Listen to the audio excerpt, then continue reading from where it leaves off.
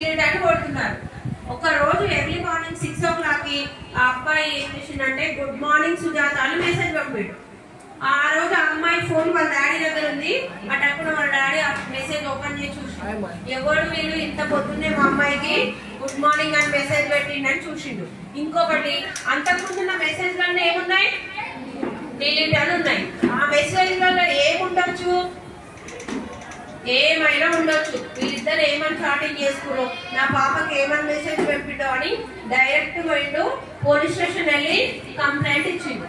Only good morning అని పంపించిన ఒక అక్షరం కోసమే ఆ అమ్మాయి మైనర్ కాబట్టి, మేము కూడా మైనరేగా మేడం అంటారా? మీకు చట్టంలో అమ్మాయి మైనర్ అమ్మాయికి ఆమెకు సంబంధించిన తల్లిదండ్రులకు తెలియకుండా వాడు గుడ్ మార్నింగ్ అని పంపినందుకే 3 సంవత్సరాలు జైలు శిక్ష పడ్డది. ఎందుకంటే వాళ్ళకి ఇంతకు ముందే గొడవలు ఉన్నాయి, వాళ్ళ నాన్నకి వీళ్ళ నాన్నకి పోయి కంప్లైంట్ ఇచ్చిండు, కేసు అయింది, 3 సంవత్సరాలు జైలు శిక్ష పడింది. అది కూడా 3 నెలల్లో పడింది. అర్థమైందా? మనం గుర్తుంచుకోవాల్సింది ఏంటంటే మన గ్రూప్స్ ఉంటే గ్రూపులలోనే చాటింగ్ చేయాలి.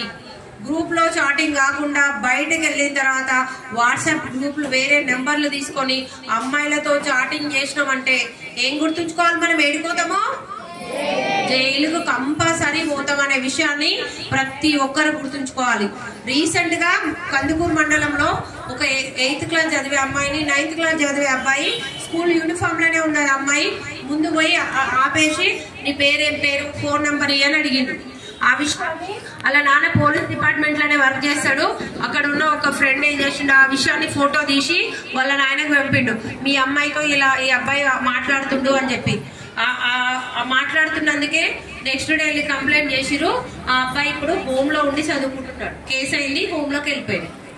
మన అలా తప్పేమని ఉందా? నిలబెట్టి మా క్లాస్మేటే కదా, మేము క్లాస్ లో చాలాసేపు మాట్లాడుకుంటాము, బయటికి వెళ్ళి మాట్లాడితే ఏమైంది అంటే ఓకేనా?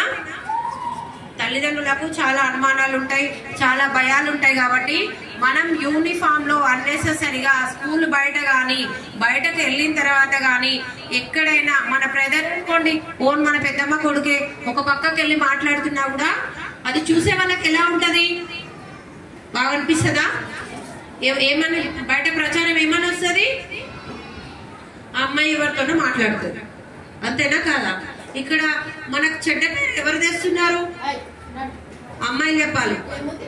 మనకి ఏం అలాంటి ఉద్దేశం లేకపోవచ్చు, కానీ పక్క వాళ్ళు చూస్తే అలాంటి మెసేజెస్ ఇచ్చే పని కూడా మనం చేయొచ్చా? చేయొద్దు. మనకి మంచి ఫీజులు కట్టి మంచి బట్టలు ఇచ్చి మంచి ఫుడ్ పెట్టి మన తల్లిదండ్రులు ఎంతో కష్టపడి మనని స్కూల్ పంపిస్తున్నారు. కాబట్టి మనము మన తల్లిదండ్రులకు కానీ చెడ్డ పేరు తెచ్చే పని ఏది కూడా చేయొచ్చా? చేయొద్దు. ఈ ఇన్స్టాగ్రామ్స్ వాడకండి. మెయిన్ వచ్చేదల్లా ఎంతమందికి ఉన్నాయి ఇన్స్టాగ్రామ్స్?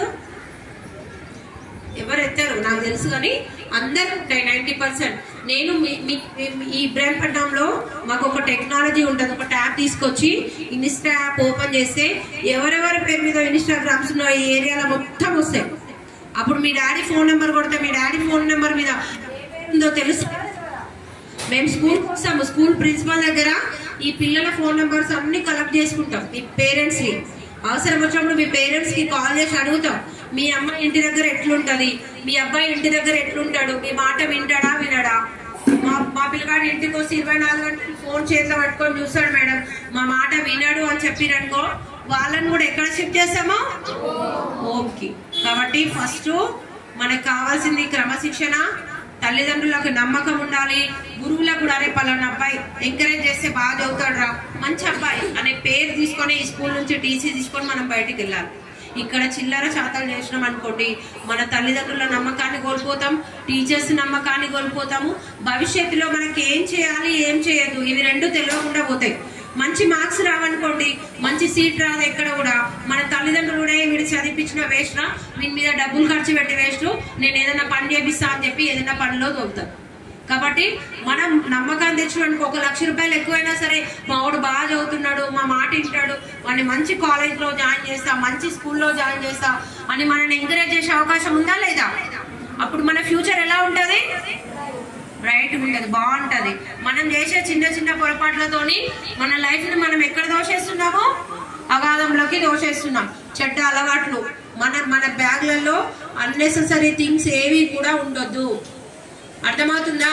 బ్యాగ్స్ ఎప్పుడైనా చెక్ చేయొచ్చు, ఎవరైనా చెక్ చేయొచ్చు, ఎక్కడైనా చెక్ చేయొచ్చు. Unnecessary things, bubble gums, scent bottles తెచ్చుకుంటున్నారు ఎవరైనా? సిగరెట్లు, బాయ్స్ బర్త్డే పార్టీలు చేస్తున్నారా? పెద్దవాళ్ళు చెప్పాలి. బర్త్డే పార్టీలు చేస్తారు కదా, ఫ్రెండ్ గాని బర్త్డే అంటే ధూమ్ ధామ్ చేయాలి కదా, చేయట్లేదా? బర్త్డే పార్టీలు అనేది మెయిన్ కాన్సెప్ట్. చెడిపోవడానికి ఇంకోటి మీకు తెలుసో లేదో, రాయపోల్ వాళ్ళు ఎవరైనా ఉన్నారా? ఓకే. రీసెంట్ గా ఊరి బయట బర్త్డే పార్టీ చేస్తుంటే 12 మంది మీద కేసు వేసిన. అర్థమైందా? ఊరి బయట వచ్చి బండి పెట్టుకొని కేక్ కట్ చేస్తున్నారు, 12 మంది మీద కేసులు వేసినాం. పిల్లలు, చిన్న పిల్లలు అందరూ 10th 9th క్లాస్. కాబట్టి నైట్ టైంలో రాత్రి 9 దాటిన తర్వాత ఎవ్వరు కూడా బయట తిరగడానికి లేదు, పేరెంట్స్ పర్మిషన్ లేకుండా.